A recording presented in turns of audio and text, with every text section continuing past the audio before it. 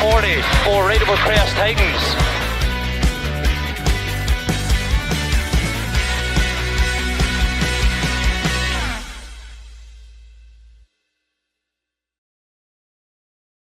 Welcome to the Special Stage Rally Show in association with the Mini Rally Challenge. It's a bit of an Epynt takeover tonight because we've got action from the Pro Tyre BTRDA Rally Series with the Nicky Grist stages, and then we're heading to the Pro Tyre Motorsport UK Asphalt Rally Championship for the Tour of Epynt.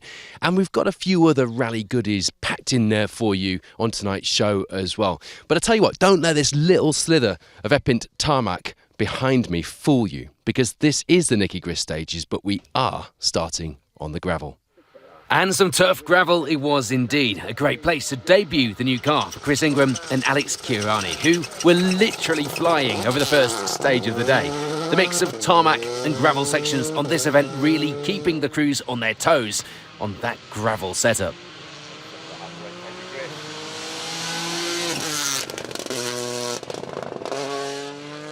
Keith Cronin and Shane Buckley will be putting in some miles ahead of the next BRC outing, which was back on the gravel.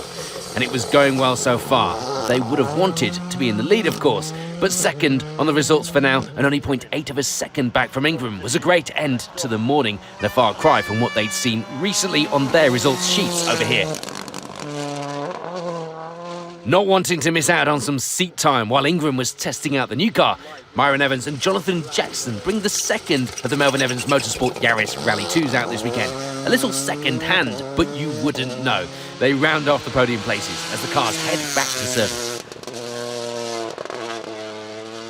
As we mentioned at the start of the show, this weekend was a round of the Pro Tyre BTRDA Rally Series. And with the podium positions above not registered, it will be a flying Elliot Payne and Patrick Walsh leading the way there from fourth. It wasn't all going to plan though. A puncture in the second stage of the day causing some lost time and, as you can see, some bodywork damage.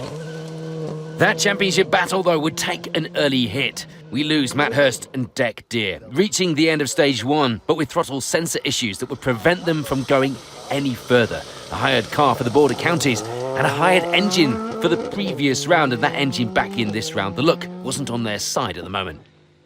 Kyle White and Pereira Wynne Davies were another crew here testing ahead of the next BRC round. And they were pushing in the Hyundai as well. They get to the end of the loop, 5th place overall. Niall McGonigal and Caelan McKenna were out for a one-off outing, and they were holding their own as well against the BTRDA and BRC regulars, ending the morning 6th place overall and clearly on a big push.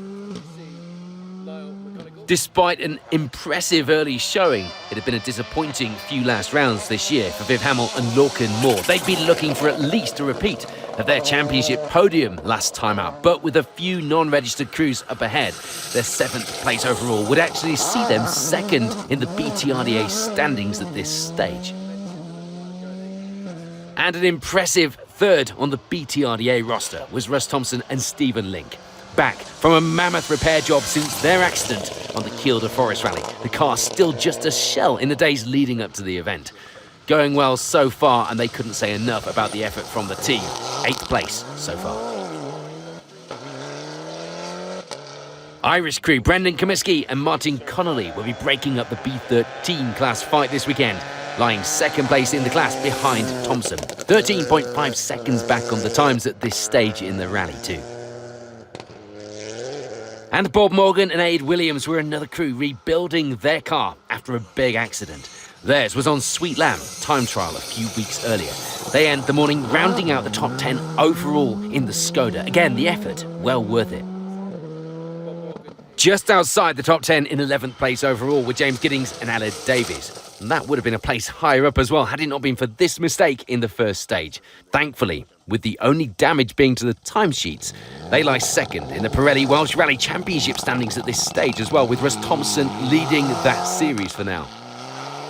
And third of those crews in the Welsh Championship will be Dan O'Brien and Mark Glenister, still with limited experience in the Rally 2 car after many years of driving the World Rally cars and indeed a couple of years out altogether. For now, they'd be 2.1 seconds back from Giddings in that Welsh Championship podium. One crew who certainly can't be accused of not trying are Patrick Naylor and Ian Lawrence, the BTRDA pair back to their best and lying 4th in the B13 class. but it could have been very different if they hadn't been doing so many extra miles off the road. The pair having one of the biggest overshoots at this junction in the morning, but thankfully getting away with it with a bit of bravery to end the morning in 13th place overall, and a bit of gaffer tape needed for that bumper. Leading the way in the two-wheel drive crews will be Robert Goff and Jez Rogers, and indeed leading the way in the historic class as well. They have a small advantage in that class lead, in 15th on the overall leaderboard. And that advantage will be over Joe Price and Chris Brooks, just 2.9 seconds back in that familiar orange Escort in 16th overall. They'd actually been leading the way on the earlier stages of the day, so the leaderboard was changing as the morning went on. And indeed, there'd be change as well for Ben Friend and Cliff Simmons. The pair had been in second place in another of the high-flying crews over the jumps as well, but by the end of the morning, it would be third in the class, 1.8 seconds back from Price. And with that gaggle of crews not registered for BTRDA Championship points, it was Andy Davison and Tom Murphy leading the way in the Silver Star, ending the first stage in 30th position overall, but having a much better rest of the morning to see them ending stage 4 in 19th. Second of the Silver Star crews at this stage was Will Graham, Kenny Owen alongside. They were a little back from the Silver Star leaders, but they were having a good battle in the BTRDA Historic Cup as well, leading the way there at this stage. Second of those crews were Jonathan Brace and Paul Spooner. Second in the Historic Cup, third in the BTRDA Silver Star for now, just 1.3 seconds behind Graham up ahead. And in the Fuchs Lubricants Bronze Star category, it would be back to leading the way for Nigel and Kaz Jenkins after their engine troubles on the previous round put them out. A few late nights in the garage were worth it. A few seconds in hand here, but nothing to say they could relax just yet. Second of those hard-charging, as always, Bronze Star crews were Ashley Francis Adams and Mark Ammons. They were 14 seconds back from the lead. A tough ask, perhaps, to get back in the afternoon with the driver like Nigel Jenkins up ahead, but it was by no means impossible. And of course, should there be a spin, a puncture, or, God forbid, something worse, to put that Jenkins Nova in any trouble, they were there to pick up the pieces. And rounding out the podium runners in the Bronze Star were Ed James and Kevin Lane. Great to see this pair back in that lovely Rally Nuts Micra. A little more of a gap, but still not a clear-cut result just yet. Anything can happen on these rallies. So the morning's complete, and the leaderboard is shaping up nicely here at the Nicky Grist stages, and it looks like this.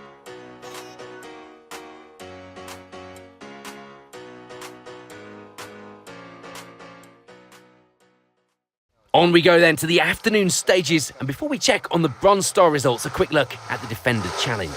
Runner-up in that this time out will be Richard Kingsley Smith and Adel Tyson. The pair had led on stage 1, but were dropped to second just after that. But taking victory after a close battle all day will be Mark Thomas and Philip Mackey. First place with a margin of 23 seconds by the finish. Back to the Bronze Star, and there'd be no change for Ed James and Kevin Lane, taking third place in the category in the Micra kit car. Indeed, no change either for Ashley Francis Adams and Mark Ammons. It had been a fast day, but as it turns out, not quite fast enough. Second place for them. They keep well within sight of the leaders to end the rally with just 18.7 seconds of a difference. But taking a delighted and emphatic win would be Nigel and Kaz Jenkins. Those long hours in the garage paying off. The pair get the win once again, putting their championship back on track as they go for the defence of the Bronze Star title, and we go into the second half of the season. There's some change in the Silver Star in third as Jonathan Brace drops back on the order a little with a penalty, promoting Lewis Hooper and Rhys Edwards into that third spot. It didn't take much promotion though. They were within seconds of the Escort pair throughout the day and repeat their podium from last time out. No change though for Will Graham and Kenny Owen. They do enough to take second place in the Silver Star and win the historic cup in the process this weekend. But taking the victory will be Andy Davison and Tom Murphy. Wasn't a victory without its problems though, the car not sounding too great through the afternoon. But they get through with enough of a lead to take that Silver Star win and maximum points with it this weekend. On to the top 10 then, and it will be a 10th place finish for Dan O'Brien and Mark Glenister. That position getting them third on the podium in the Pirelli Welsh Rally Championship by the end of the rally. Just above them will be second place in the Welsh Championship crews, James Giddings and Alan Davies, ending the rally third place in the B13 class as well this weekend. And second in that class were Brendan Comiskey and Mark Connolly. The Fiesta pair going well on the rally, mixing it in the top of the class, taking 8th place overall as well. And taking both the B13 class and the overall Welsh Championship win this weekend will be Russ Thompson and Stephen Link. A great end to the event for them and a well-deserved victory after all of that hard work for the team, getting the car sorted and here for this weekend. Viv Hamill and Lorcan Moore will be happy to add another championship podium to the tally in the BTRDA standings. They end the event 6th place overall, but that gives them second on the championship podium, and that was starting to make up for their bad scoring rounds earlier in the season. For Kyle White and Pereira Wynne Davies, it was 5th. Their best gravel result to date, and one that they'd be hoping to replicate, or indeed go a place or two better on the upcoming BRC round. And with the car looking a little second-hand, it would be the BTRDA victory for reigning champion Elliot Payne and Patrick Walsh alongside. They get themselves a step closer to securing that second title. But they know that Hurst and Deere will be fighting back on the next round to try and prevent them doing that. On to those podium positions then, and there wouldn't be any change. Myron Evans and Jonathan Jackson having a good run in that Yaris to bring the car home in third. A good end to what is probably the home event for the team. Keith Cronin and Shane Buckley have a good run all day to take second on the overall results. Cronin hadn't had the best of runs on the UK event so far, so this was a good boost for his confidence ahead of the Grampian. And after all that development by the Melvin Evans Motorsport team, it was a good confidence boost and a good start to that new car for Chris Ingram and Alex Kirani. There was still work to be done and plenty of testing to be done as well to get things exactly how they wanted. But for now, it was victory on their debut in the car and a double podium for the Melvin Evans Motorsport Castrol Toyota team at the Nicky Grist stages.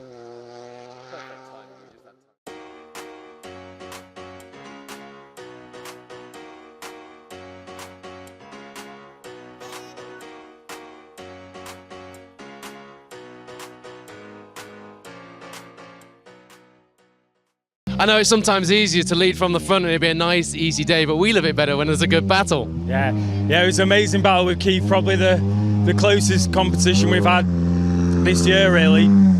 So very enjoyable and great to get the Toyota its first win on UK soil. You know, Alex, this is a new car out of the box and you did expect to have to do some development, and I know you'll tell me that you are doing that development and it's not the finished package yet, but it's quite an ominous looking package for anyone who's not in a Toyota right now.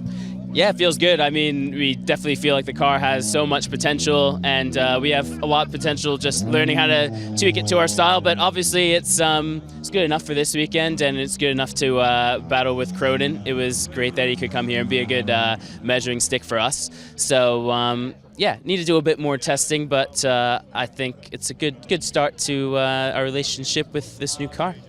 And quite poetic as well, with the man whose name is above the door and the Castrol Toyota link with Nicky. That's fantastic too. Yeah, it's been, we've been very lucky to have a lot of support from Nicky, so to come and do his rally and get the win, it's great for us, and very grateful for everyone, all the organisers, volunteers, marshals today, and you guys who do an amazing job. Thank you for saying that, but you guys were the main show today. Well done. Thanks so much, mate. Thank you.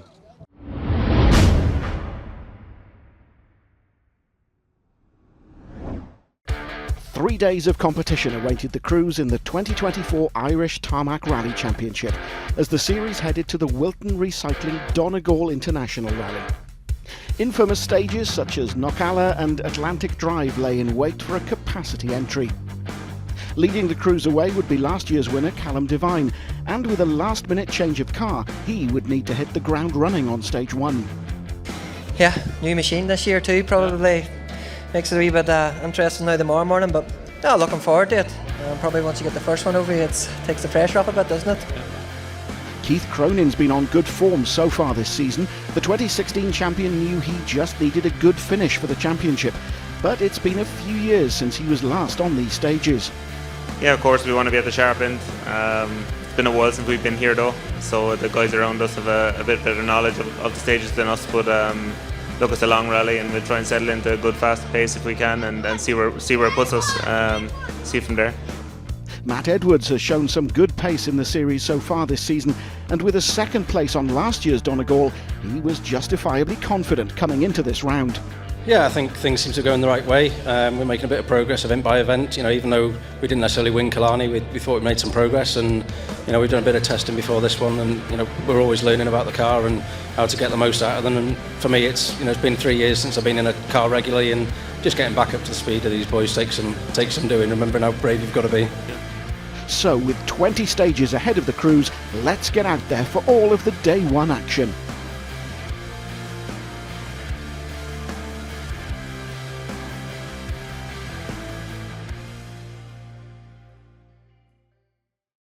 Friday would consist of 6 stages, a loop of 3 repeated with service in the middle, and by the end of the opening batch it would be Matt Edwards and David Moynihan that had opened up a small advantage at the top, fastest on all 3 of those stages. A good selection of tyres carried in the car had helped with the changeable conditions.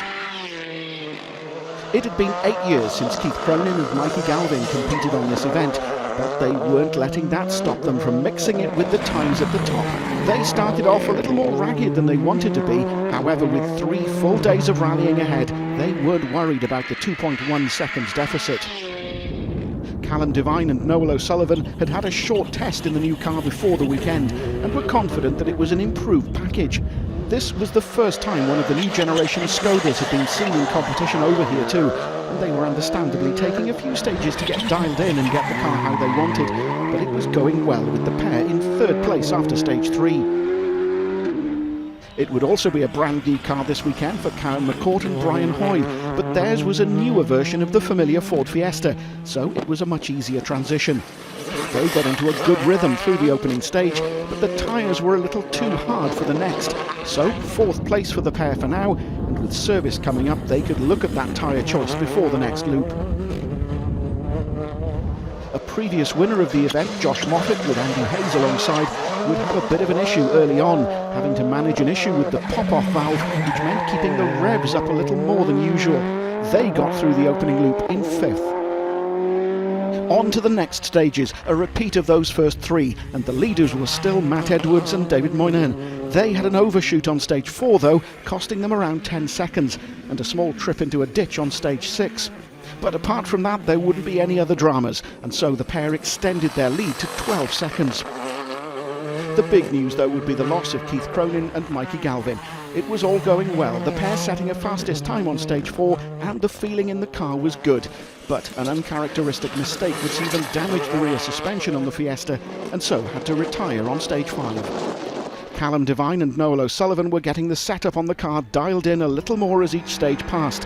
A fastest time on stage 5 was evidence of that. They felt that the tyre choice could have been better, but at least they were still up there challenging for the lead at the end of day 1.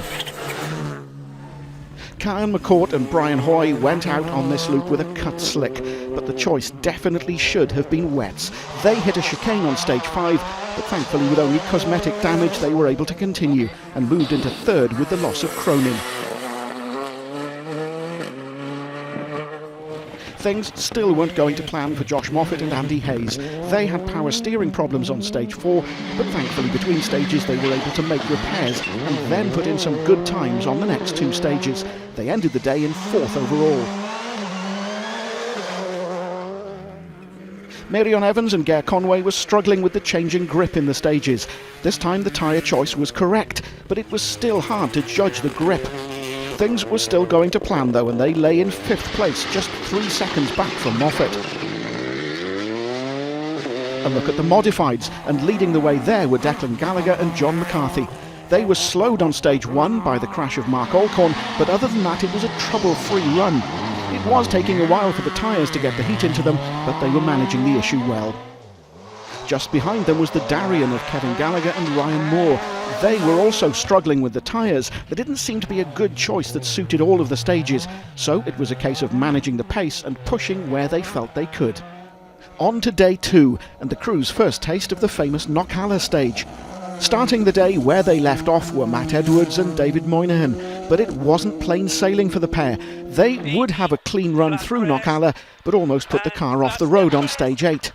The incident only lasted a second or two, but they'd knocked the spoiler off the car, and debris left behind caused the following crews some disbelief when they realised the leaders had still set the second fastest time.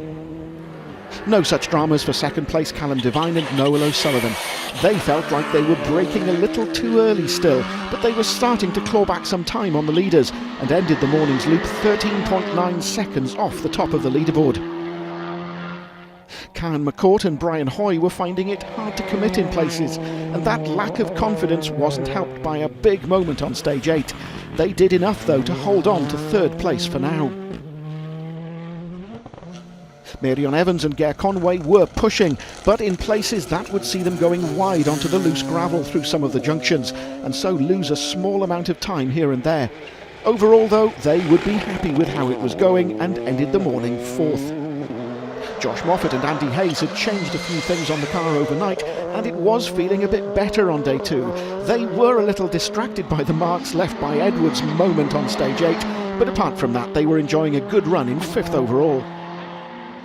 Rounding out the top 10 overall now would be our leading modified crew, and it was all changed there again, with Kevin Gallagher and Ryan Moore taking the lead once again with an advantage of 12 seconds.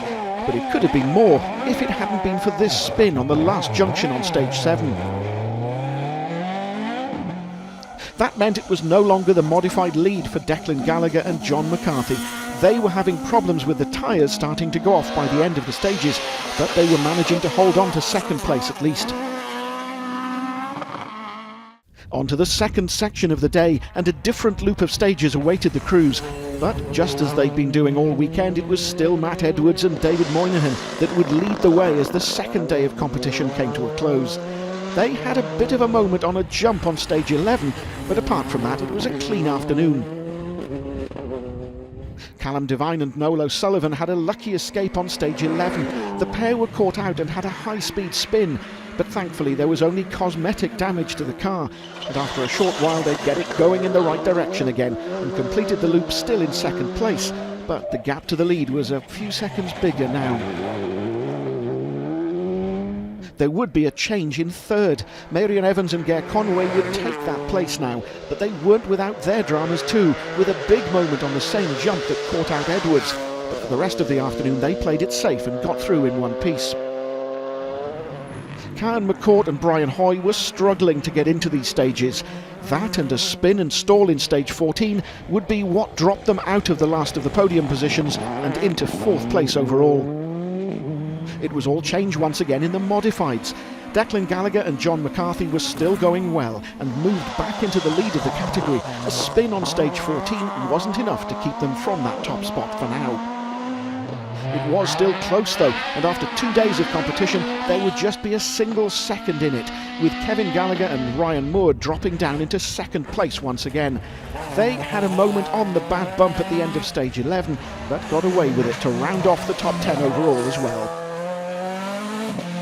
Day 3, the final day of competition, and rally leaders Matt Edwards and David Moynihan would start the day off defending that lead from the charging crews behind. But unfortunately, disaster would strike on the second stage of the day. They got this corner wrong and were lucky not to roll the car after the impact with the wall. Co-driver Moynihan thought it was game over, but Edwards pushed through to the end of the stage to assess the damage and continue. However, they were now down in 4th place, with victory now out of the question. Left and 3 right fast, is it?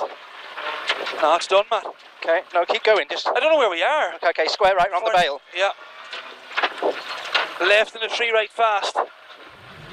So that handed the number 1 spot to Callum Devine and Noel O'Sullivan. They'd been pulling a few seconds a stage out of Edwards in the lead up to this, and it was set to be a close finish. They wouldn't want to take the lead in this way, but of course this is rallying and nothing is certain. Indeed, the pair would have their own moment when they clipped a bail quite hard on the very same stage.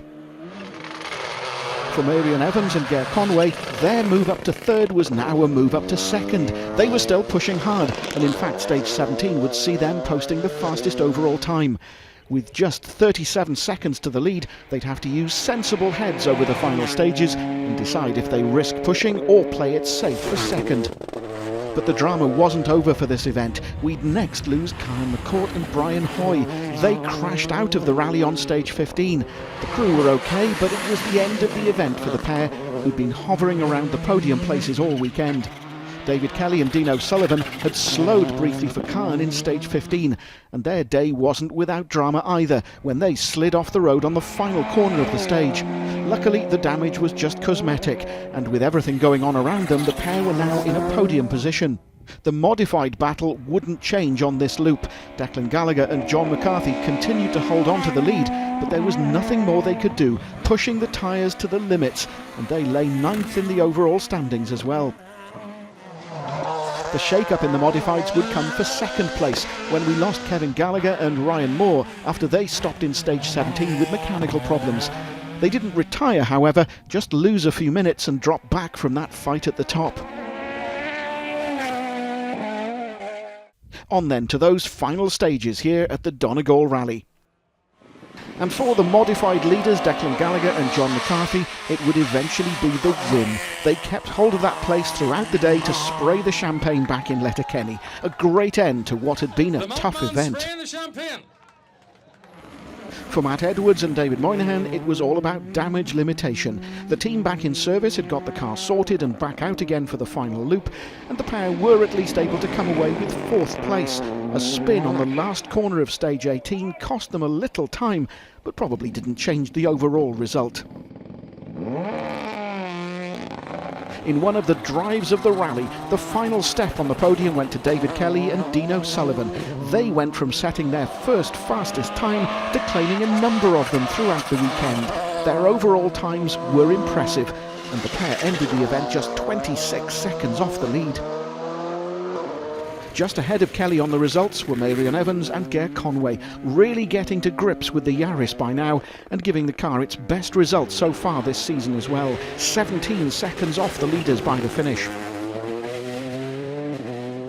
Which meant that after an action-packed weekend and with their own fair share of dramas, Callum Devine and Noel O'Sullivan were able to make it another win on the Donegal Rally.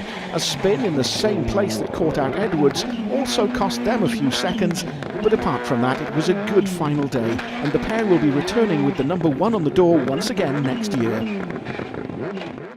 So as our coverage of the 2024 Wilton Recycling Donegal Rally draws to a close, let's take a quick look at how those final overall results were decided.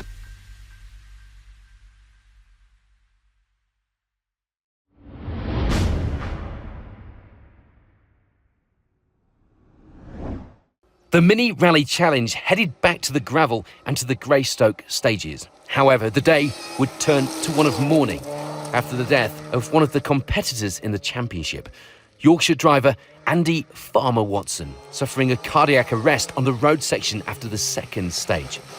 The rest of the rally was cancelled as a mark of respect, and our thoughts, along with everyone else in the rally community, and particularly here in the Mini Rally Challenge, are with Andy's family and friends.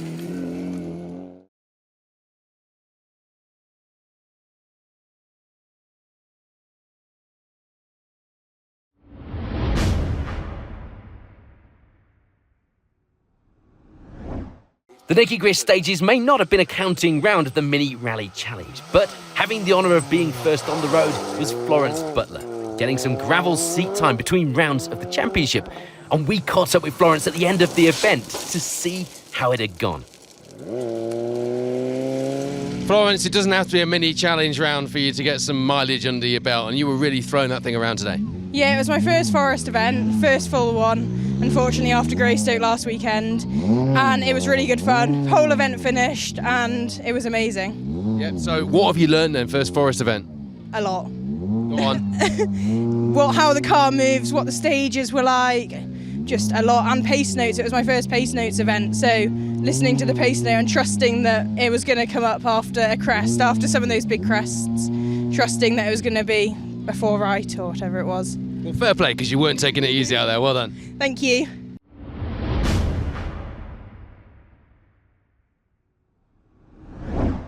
Well, from a very dry and dusty Epynt, for the Nicky Grist stages to, well, a very soggy Epynt for the asphalt of the Pro Tyre Motorsport UK Asphalt Rally Championship. It is the Tour of Epynt, and the championship battle moves into the last 3 rallies of the season. And wow, we couldn't have had a more dramatic weather forecast for the opening night of the action. I'll tell you what though, the action on the stages will be anything but damp and soggy.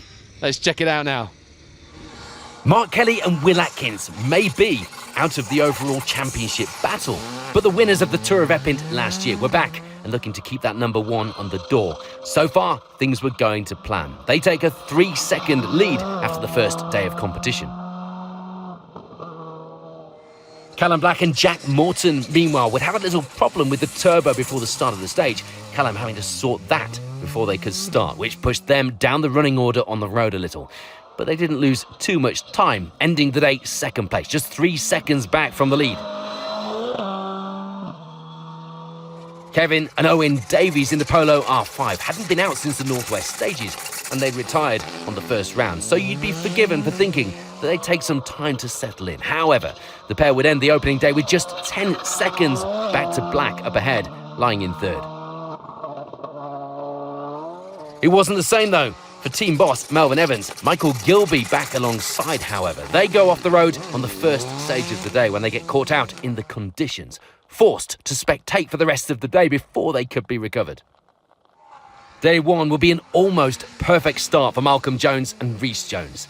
They were setting some fantastic times in what, well, certainly wasn't Darien weather, but sadly, despite setting an overall fastest time on the final stage of the day and lying in 4th, the pair wouldn't start day 2, having suffered with engine issues. Steve Simpson and Mark Glenister have always gone well here over the years, and this weekend looked to be no exception. The pair having a good start to the event, 5th place overall for now. The second of the Dariens on the results will be Wayne Jones and David Evans.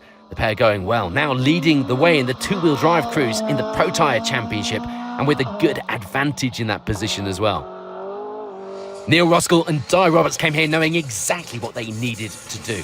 They started in 7th, and they felt good after a podium last time out on the Argyle stages, so the confidence was high. Their championship fight starting to look up. They'd end the day within seconds of the cars around them on the results, ready for a big fight on day 2. Hugh Hunter and Rob Fagg will be back out again. Hugh starting to feel better after his back problems on the previous round. They were clearly pushing as well, ending the day 8th place on the leaderboard, just 3 seconds back from Roskell. And consistency was something that was going in the favour of Simon Bowen and Craig Simkis as far as the championship was concerned. Don't forget, they topped the points table at one point this season already. This weekend was looking no different, ending the damp opening day. Damp, is that really a word? With 9th place overall. And rounding out the top 10 with John Indry and Claire Williams. This was the pair's first event together in almost a year, so they were settling in well, gaining pace as the day went on. As well as the Pro Tyre Motorsport UK Asphalt Rally Championship, the event would also play host to the British Historic Rally Championship. And leading the way there was Mark Higgins with Carl Williamson alongside, really now getting to grips with that David Appleby Engineering TR7 V8. Second of the BHRC crews was Neil Williams, Eurig Davies. A couple of good finishes so far in Ireland this season had given them the confidence, and now on home soil they were pushing that Escort well over the Epynt ranges. And rounding out the top of the historic results were Nick Elliott and Dave Price. The pair had been in 2nd place, but would drop down to 3rd by the end of the day with just 2 seconds of a gap between them and Williams up ahead. It was close. So day 1 complete on these formidable roads. The top of the leaderboard here at the Tour of Epynt looks like this.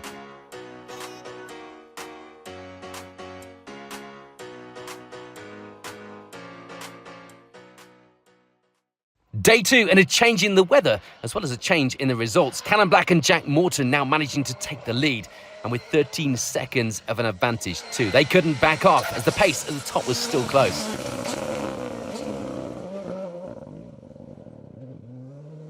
The reason for that sudden change would be a spin for Mark Kelly and Will Atkins. A mistake on the early part of the stage costing them time and a bumper, but they were still going and lying in 2nd for now.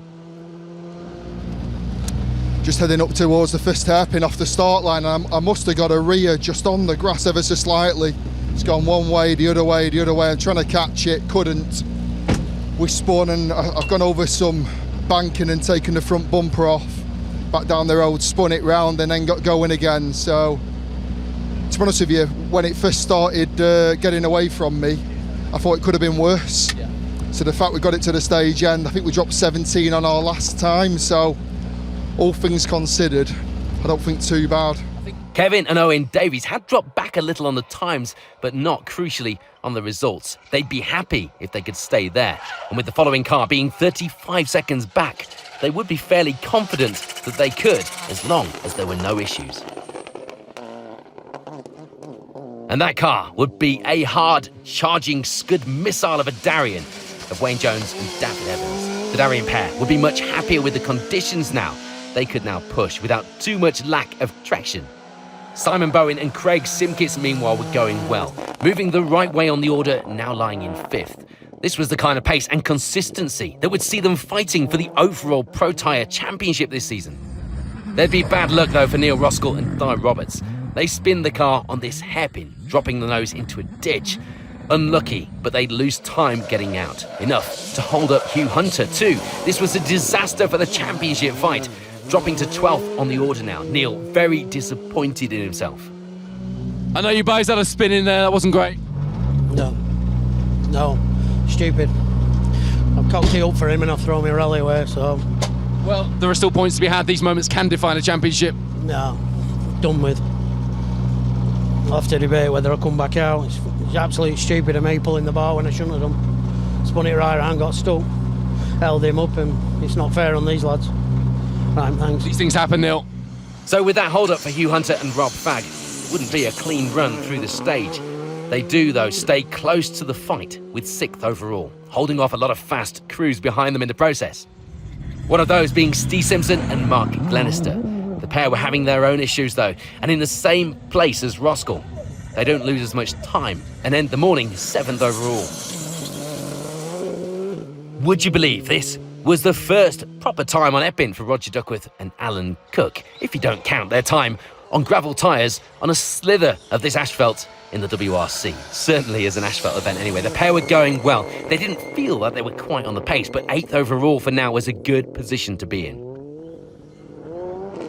Jersey driver Sam Touzle with Max Freeman alongside for this event were gaining positions and pace as the event went on. Indeed, as the season went on as well, starting to put in more and more strong stage times, looking like an event winner before long, and ending the morning with 9th. And rounding out the top 10 will be Hugh James and Lewis Sim, 2nd of the Pro Tyre Motorsport UK Asphalt Rally Championship 2-wheel drive cruise for now. An impressive position overall. Unfortunately, though, as you might expect here on Epynt, the morning wasn't going to plan for everyone. Philip Hopkins and Sam Allen come into this corner too hard, hitting the bail and putting the car off the road with heavy damage. They'd been in 10th overall, but for now it would be 14th, and a bit of a fight back was on the cards if they could patch that car up. It was, thankfully, still going.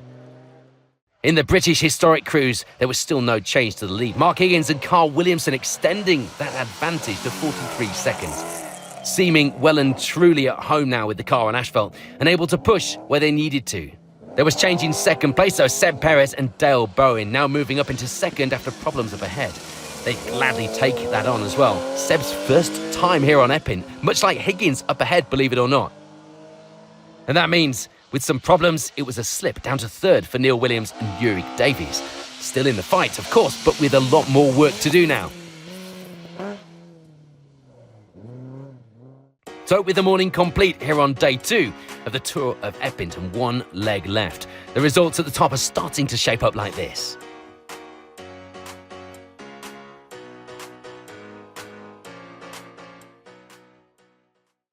Before we take you on a rundown of the overall leaderboard, let's take a quick look at the class winners from this weekend on these Epynt roads. And in Class 1, it was victory for Simon Hunter and Howard Pridmore. They'd reached the end of the rally with a 1.5 minute advantage over the Micra of Stephen Brown and Paul Stringer. In Class 2, it was the Manx crew of Rory and Paul McCann taking victory. themselves also with almost a minute and a half's advantage by the finish over the Corsa of Darren and Danielle Poole. And in Class 3, it was victory for Ben Crump and Ian Beaumont. That result also enough to give them third in the Pro Tyre Motorsport UK Asphalt Rally Championship two-wheel drive podium as well. And they'd finished just ahead of Nathan Evans and Rhys Edwards in their Clio. Class 5 was close. Phil Hopkins and Sam Allen getting that Evo sorted out as much as they possibly could. Patched up is probably the best expression. And back out to fight for the class win and eventually taking it by just a single second from William Hill and Richard Grozier, who had been driving the wheels of that Hills Ford Fiesta this weekend. In fact, Will had snapped the gear shifter in half. Class 6 would see Howell Davies and Dorian Evans taking victory, and a comfortable one as well, almost 3 minutes of an advantage over that fantastic looking Porsche of Dave Chislett and Daniel James. And in Class 8, it was a big win for Alan Welsby and Daniel Parsons. They were simply uncatchable on the stages by the end of the rally, taking victory over Lee Sparrowhawk and Samuel Myers. Back to the historics, and we'd see no change in the top of the order. Neil Williams and Eurig Davies, disappointingly for them, ending the rally with third. It wasn't a bad result by any means, but those earlier issues prevented them from fighting for the top places. But for Seb Perez and Dale Bowen, there was no disappointment to be had. It was second place, this result putting them a step closer to ending the Escort dominance at the top of the British Historic Rally Championship, and on their first visit to these stages. But that means again on his first trip to the Epynt Ranges, believe it or not, it is victory for Mark Higgins and Carl Williamson.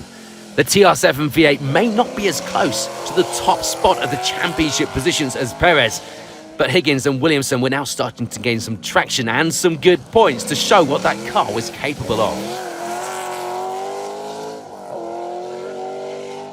On to the top 10 overall then, and it will be John Indry and Claire Williams in 10th, in a battle with Roskell by the end of the day. Unfortunately for them, just beaten to the place by 2 seconds by the finish. So after their earlier mistake, Neil Roskell and Di Roberts come out to try and salvage some points, and salvage the points they did. Damage limitation of the highest order, trying a little too hard in places, but they do get to the end of the event in 9th place. It was the same story for Steve Simpson and Mark Glenister.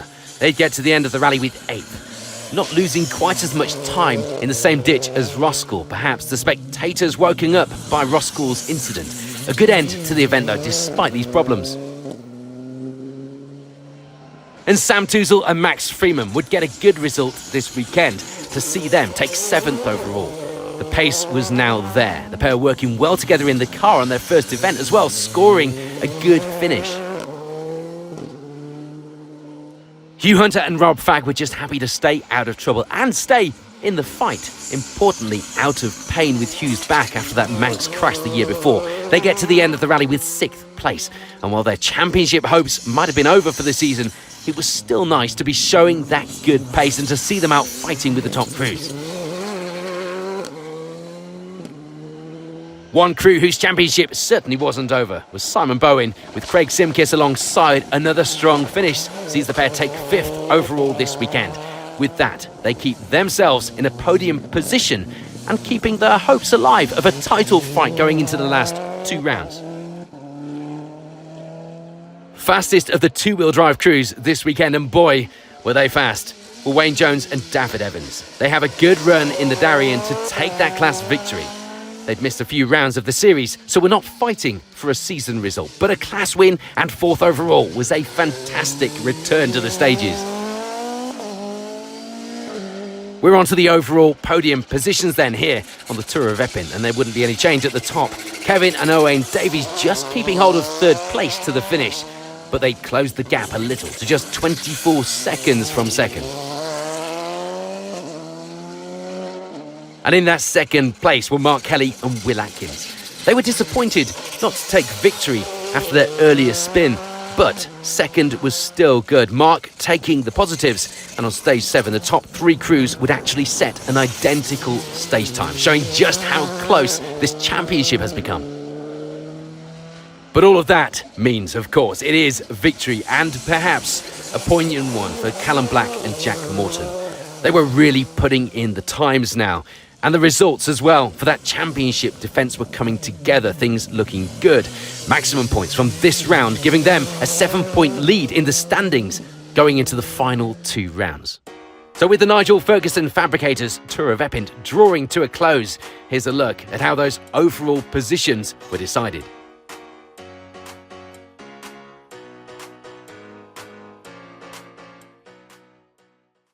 Guys, this is one of the most epic fights, and we're here again.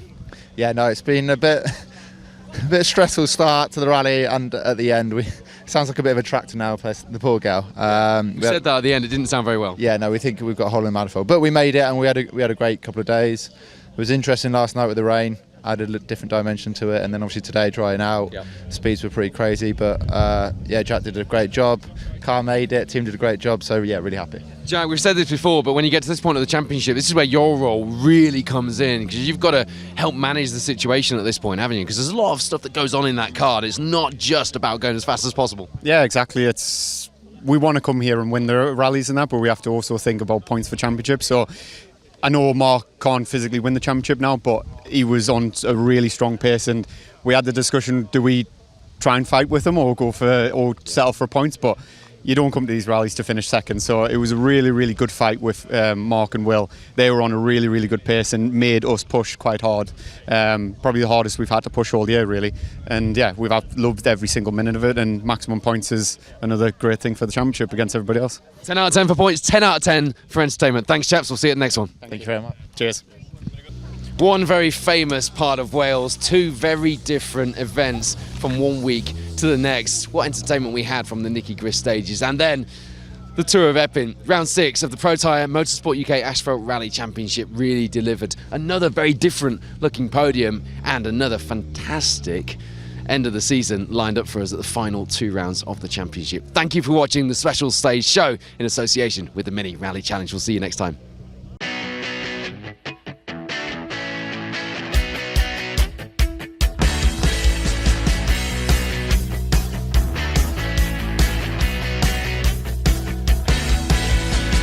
Here, 40 for Raidable Crest Titans.